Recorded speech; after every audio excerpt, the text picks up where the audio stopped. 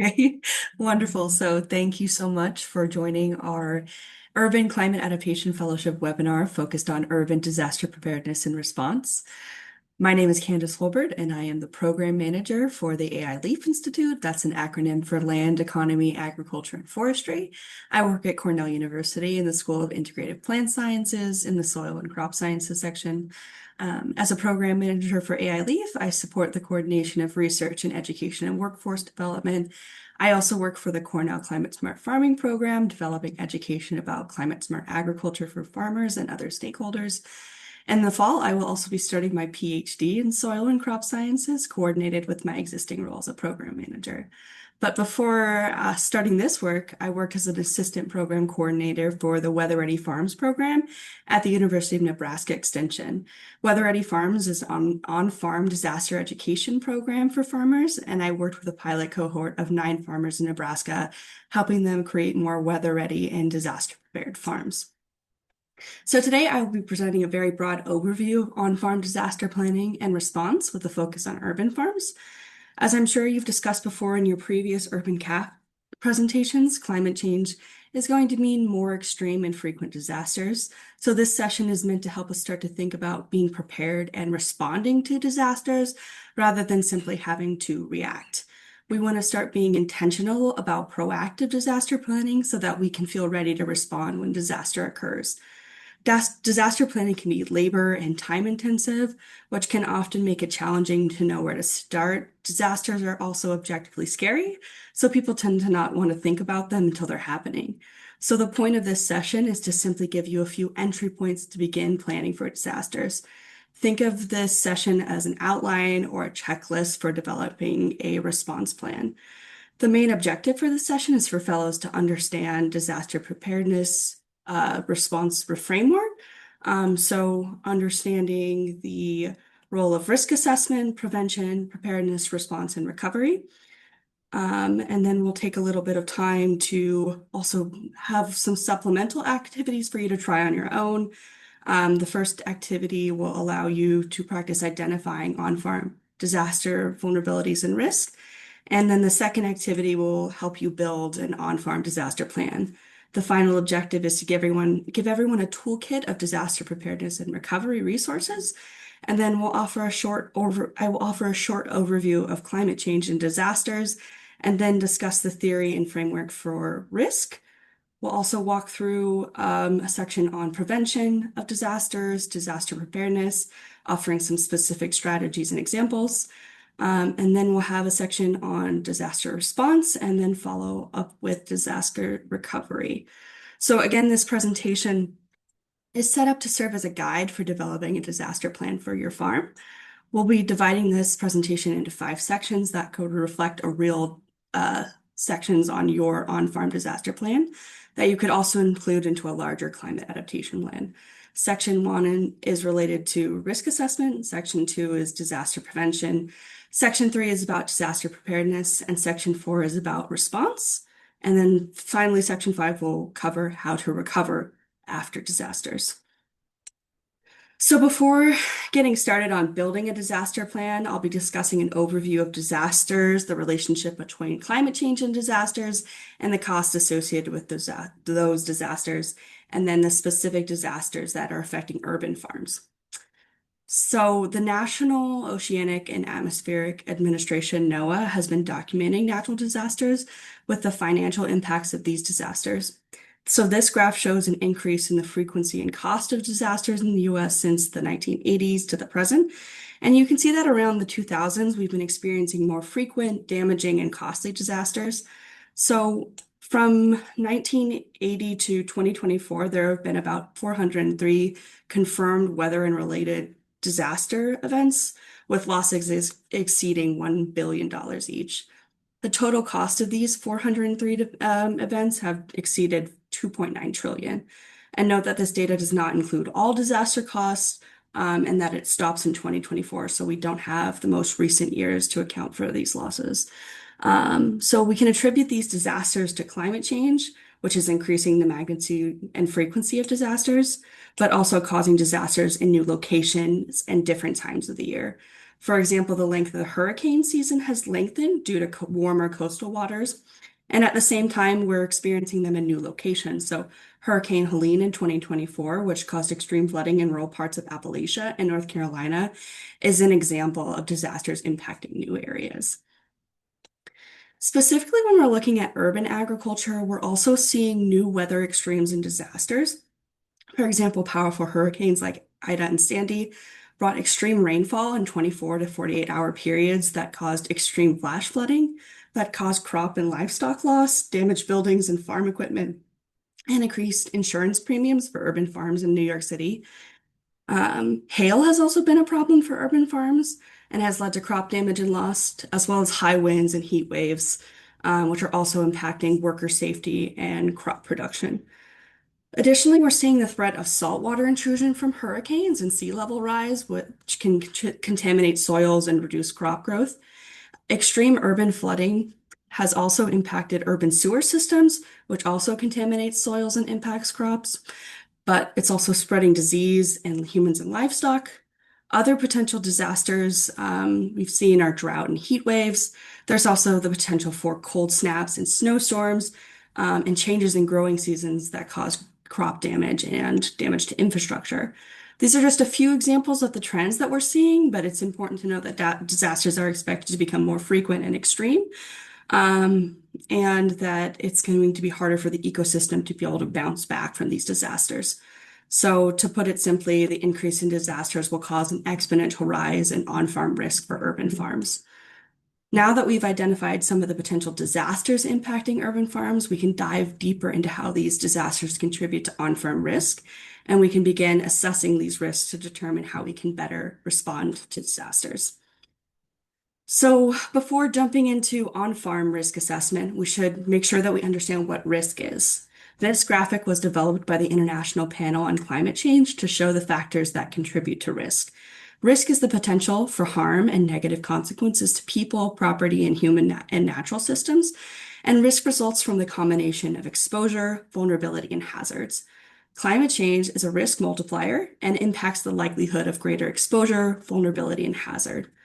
Exposure occurs when people, resources, and human systems are located in physical spaces that could be more adversely affected. So I like to think of this as the where and when factor of risk. And then vulnerability is the social and environmental factors that increase the likelihood of harm and reduce the ability to cope. So the who and why factors of risk. And hazard is the potential physical event or trend that may cause harm. So the what factor of risk. So let's apply this risk framework to urban farms. Vulnerability includes the social, environmental, economic factors that increase risk. So social vulnerability factors could include a dependence on municipal infrastructure, such as a dependence on city water, leaving farms more vulnerable to disruptions from disasters. Another social vulnerability is not having hazard-proof infrastructure. For example, many rooftop farms often lack storm shelters, while community gardens may have weak fencing, drainage, or storage problems. Financial vulnerability is also an issue with farmers, as some farmers have potentially a lack of financial buffers. So many farmers are operating on very tight budgets without insurance or emergency funds, which can also make them more vulnerable. Exposure relates to the location of something and how that increases risk. So, community farms and gardens in flood-prone neighborhoods are more exposed to disasters because of their location. Rooftop farms are also more directly exposed to heat, wind, and hail because of their location. Hazards can also be weather-related and man-made events, like workplace accidents and infrastructure collapse. And we've already talked about a few of these hazards, such as coastal flooding, heat waves, hail, sea level rise, cold snaps, and late frosts. So a very helpful resource for understanding risks. So NOAA also developed a risk map to show the risk related to different disasters. So if we look at a map of New York City, we can see that certain areas of the city are more at risk because of their exposure of vulnerability and hazards. Understanding the risk associated with your county can also help you identify the specific risk to your farm. Understanding the factors that contribute to risk also help us develop disaster preparedness strategies and plans that can potentially reduce the impacts of disasters or prevent disasters from occurring at all. So there is an activity that goes along with this, but since we have kind of a smaller group that is attending, we'll just have this as a resource. So we're going to move into disaster section 3, which is on-farm disaster prevention. So we want to now identify the proactive strategies that prevent or reduce the impact of on-farm disasters. Disaster prevention involves implementing solutions that make farms less exposed and vulnerable to extreme weather, climate extremes, and on-farm hazards. The Ready Ag Workbook from Penn State Extension is designed to help farms and ranchers be able to better be prepared for disasters and catastrophic events that can occur on their farm or ranch. It provides disaster planning worksheets based on the commodities that you produce. So we're going to walk through that workbook together and think about ways that we can prevent disasters. Essentially, the workbook is a long checklist and it asks you questions about disaster preparedness, and then you can check a box that says yes or no. So the Ready Ag Workbook also includes sections on facilities and infrastructure preparedness, safe storage, biosecurity, farm security and visitors and hazards signage and restricted access. We won't have time to go through each of these suggestions to prevent disasters from occurring, but we can start with a few strategies that we can try. The first that they recommend is to make sure that you have your farm's 911 address clearly displayed for first responders so that they can find you if disasters occur. So that means keeping your 911 address free of debris and making the address clear from both directions. The workbook also recommends adding a 3-inch reflective numbers on either a mailbox or post on the road so that first responders can see you in the dark. Another prevention strategy is to ensure that all facilities are in structural, like if there's any structural deficiencies, so cracked concrete, broken latches, loose roofing or siding, broken glass, and then repair them as necessary. This makes buildings less vulnerable when disasters occur. And then having reliable emergency systems. So it also recommends installing and maintaining lighting, alarms, cameras, and backup and power systems, so generators, to ensure the continuity of operations during outages. To prevent fires, the workbook recommends keeping vegetation and debris clear, and then identifying fire breaks and maintaining fire extinguishers.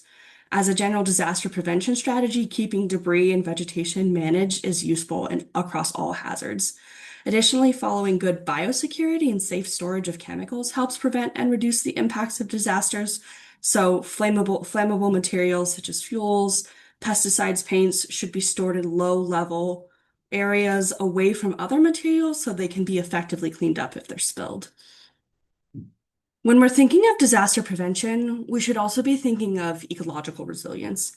Ecological resilience is the ability of an ecosystem to respond to a disturbance and bounce back quickly. As farmers, you all have the opportunity to be stewards of ecological resilience, increasing the health and resilience of your land through regenerative soil and crop management practices. When we apply ecological resilience to disaster prevention, we see that certain practices that encourage more stable agroecosystems also reduce and prevent disasters. So disaster prevention and ecological resilience are two sides of the same coin. For example, climate-smart agriculture practices such as cover crops, increasing soil organic matter, implementing rain gardens, and bioswale strips are all excellent flood prevention and reduction strategies. For example, if you build a rain garden or a bioswale in a low-lying area 10 feet away from buildings, it can also help divert stormwater. Similarly, setting up windbreaks, hedgerows, and other vegetative wind barriers can also reduce extreme wind damage on your farm. All of this is to say that if you're implementing climate smart practices, you're likely also helping to prevent disasters. By increasing ecological health, your farm will be less impacted by extremes, and the farm ecosystem will be able to bounce back quickly after disasters. So now we're going to move into section 3, which is about on-farm disaster preparedness. In this section, we'll talk about education, training, and planning that improve the ability of individuals in the community to respond during and immediately after a disaster. So the Ready Ag Workbook also includes helpful on-farm disaster preparedness strategies. I'm only highlighting a few here. but we'll start with communication and documentation. So to prepare for disasters, it's helpful to keep a list of phone numbers for fire, police, utilities, suppliers, and veterinarians, keeping that up to date and posting that somewhere visible. The workbook also suggests having a farm plan that highlights hazards, so fuel storage, chemicals, utilities, and evacuation routes, and then sharing them with emergency first responders.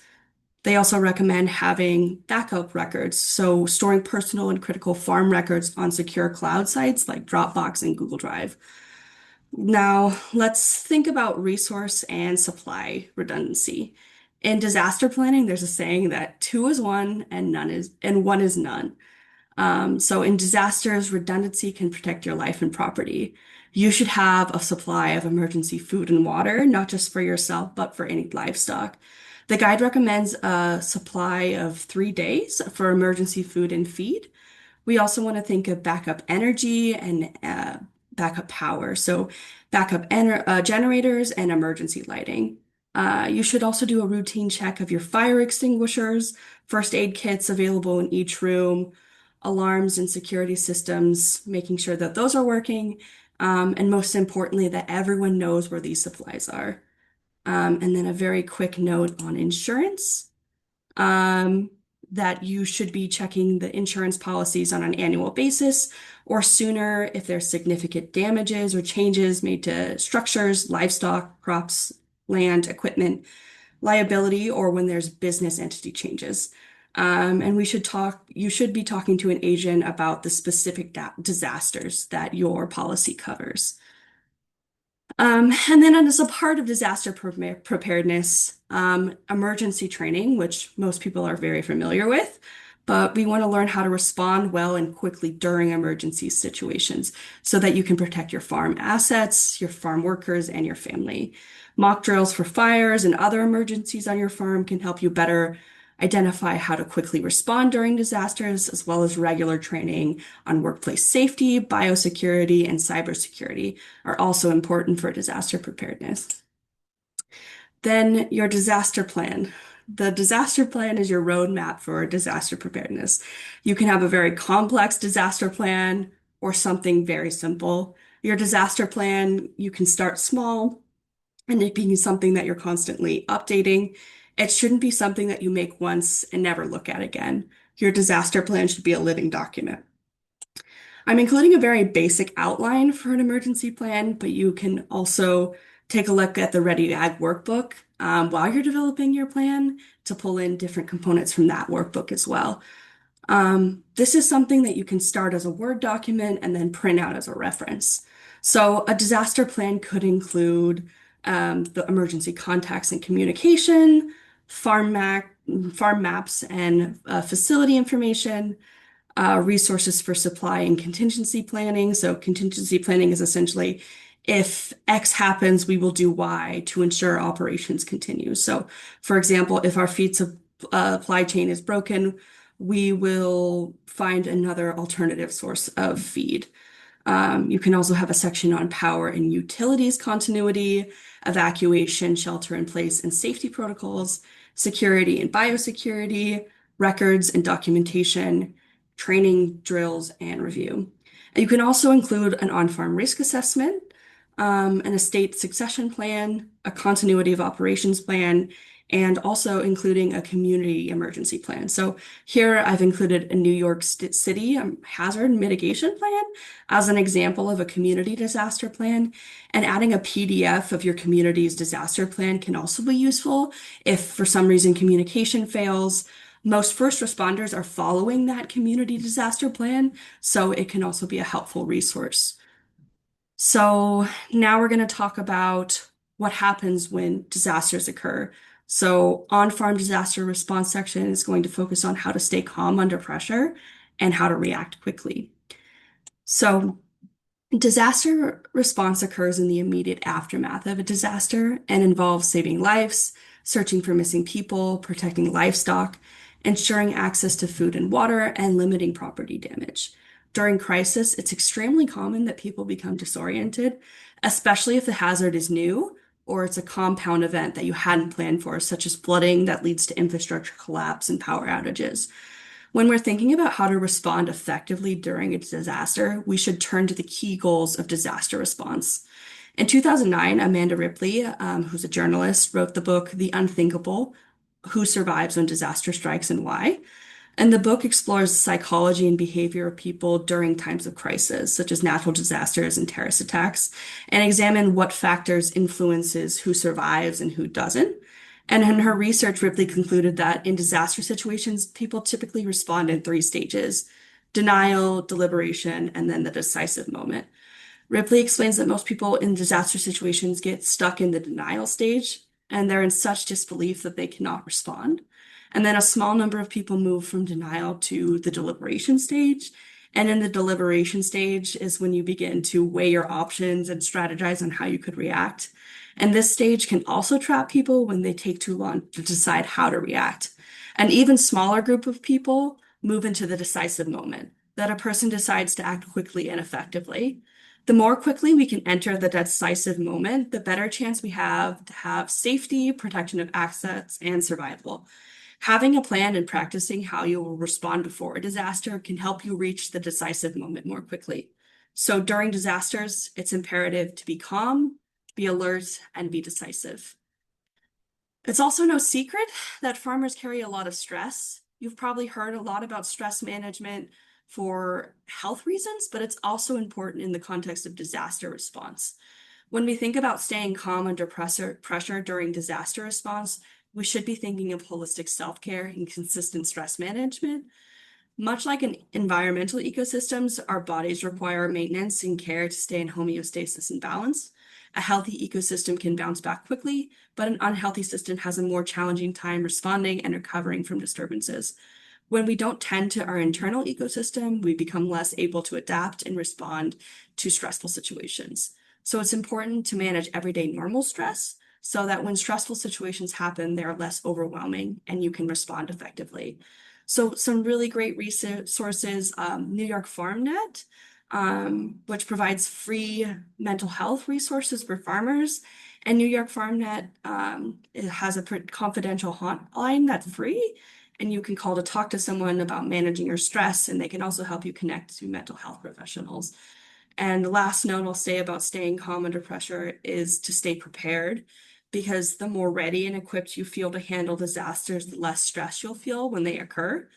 And the best response starts with the best prevention and preparedness. The last disaster response resource I'd like to share with you all is an early warning systems. So most smartphones are already equipped with multiple alert systems, but it's helpful to know where to turn to for updated disaster information.